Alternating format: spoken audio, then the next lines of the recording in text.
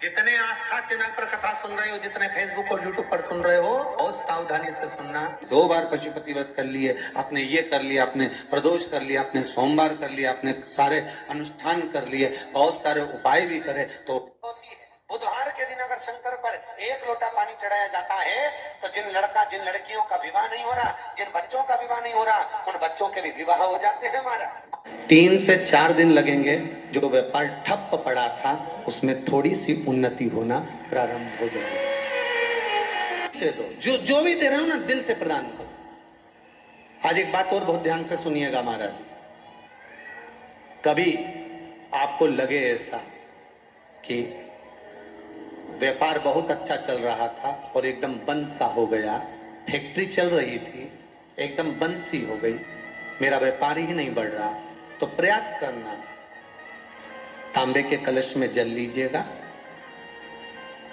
बेलपत्री नीचे हाथ में रखिएगा, तांबे के कलश को उसके ऊपर रखिएगा, तांबे के कलश को उसके ऊपर रखिएगा।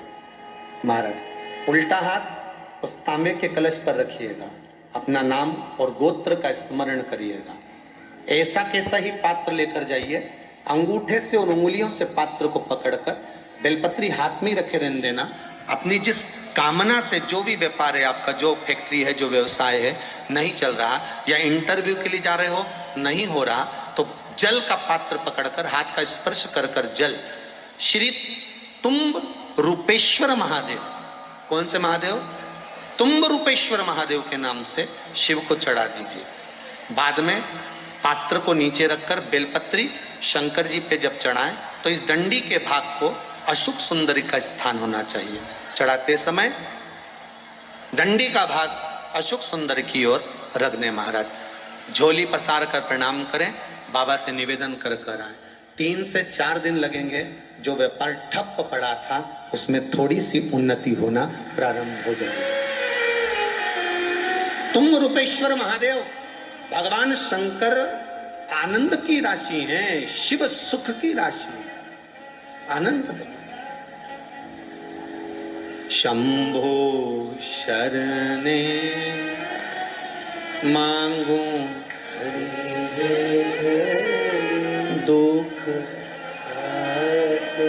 दया कारी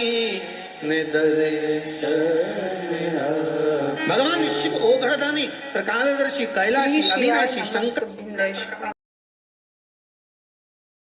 सुन रहे हो, बहुत सावधानी से सुनना।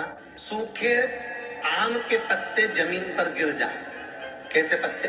जब पतझड़ का मौसम आता है तो आम के जो पत्ते नीचे जमीन पर झड़ते हैं, 21 पत्ते इकट्ठे कर कर उसको आग लगाकर जलाकर भस्म तैयार कर लीजिए। और जिस पुरुष नारी को चर्म रोग हो जाए, चर्म रोग, कहीं खुजली चल रही हो, कहीं दाने पड़ गए हो, कहीं चमड़ी सफेद लाल काली पीली जैसी पड़ गई हो, कहीं दाग हो रहे हो, चर्म रोग, कहीं खुजाल चल रही हो, तो शिव महापुराण की कथा का ये संवाद याद रखिए। लिंगपुर आम के पल्लव को जो वर दिया गया, तो आम के 21 पत्ते इकट्ठे कर उसको आग लगाकर उसकी भस्म तैयार कर शंकर भगवान के शिवलिंग पर शाम के समय प्रदोष काल में चढ़ा दीजिए वो भस्म। और उस भस्म को उठाकर लेकर आ जाओ, डब्बी में भर लो और गाय का घृत उसमें डाल लीजिए और उस स्थान पर लगाना चालू कर दीजिए। 3 दिन में दांत खाज खुजली जो भी होगी मिटना प्रारंभ हो जाएगी। उसमें इतनी प्रबलता आ जाती है। शंकर को जो भस्म चढ़ी है, आम के पत्ते की भस्म का भी हमारा शास्त्र वर्णन करता है। उस भस्म को छान कर पीस कर उसका उसकी कोई दुकान आप डाल रहे हो, नया व्यापार चालू कर रहे हो और लग रहा है कि चलेगा कि ना चलेगा। पहले भी मैंने 2-4 दुकान डालकर देख ली, नहीं चली, अब नया डाल रहा हूँ, कर्जा कर डाल रहा हूँ, पैसे लाकर डाल रहा हूँ, चलेगा नहीं चलेगा। तो उसके लिए सबसे पहला काम करो, कम से कम दुकान खोलने के 7 दिन पहले आम के पत्ते की बंदरवाल बांधो। दुकान का मुहूर्त होने के 7 दिन पहले आम के पत्ते की बंदरवाल बांधो और कहीं आम के पत्ते की भस्म मिल जाए, वही भस्म जो आम के पत्ते 21 उठाए सूखे वाले, अलग से तोड़ के मत सुखाना, जो पत्ते नीचे गिरे हों उसको उठाकर सुखाकर, सूखा हुआ जो पत्ता हो उसको जलाकर उसकी भस्म बनाकर उसमें थोड़ा सा चंदन मिलाकर और उसी से सम्मुख में जहां 7 दिन पहले तुमने बंदरबल बांधी है, दुकान खोलने वाले दिन उसी आम के पल्लव की भस्म जो शिव पर चढ़ी थी उसी में चंदन मिला हुआ, वो एक स्वस्तिक का निर्माण कर दो। फिर आप अंदर कोई पूजन करो ना करो, आपने कोई अनुष्ठान करा ना करा, यज्ञ पूजन करी ना करी, अगर आप प्रवेश भी कर गए, इतना आपके पास धन नहीं था और आप प्रवेश भी कर गए, तो भी घाटे में नहीं जाओगे, व्यापार उन्नति की ओर ही बढ़ेगा, व्यापार बढ़ेगा उसमें। आम के पल्लव में अगर कामदेव छुपकर भस्म होते हैं तो शंकर मेरे आम के पल्लव को भी वर प्रदान कर देते, आम के पल्लव को भी शिव बनते। शिव महापुराण में वर्णन मिलता, विद्धेश्वर संहिता में स्पष्ट कहा गया, जो शंकर जी को एक लोटा जल समर्पित करता है, उस जल का मात्र स्पर्श कर कर नेत्रों को भी छुआ लेता है, उसकी कत्तर पीढ़ी में कभी कोई भूत और प्रेत नहीं बनता, वो तर जाता।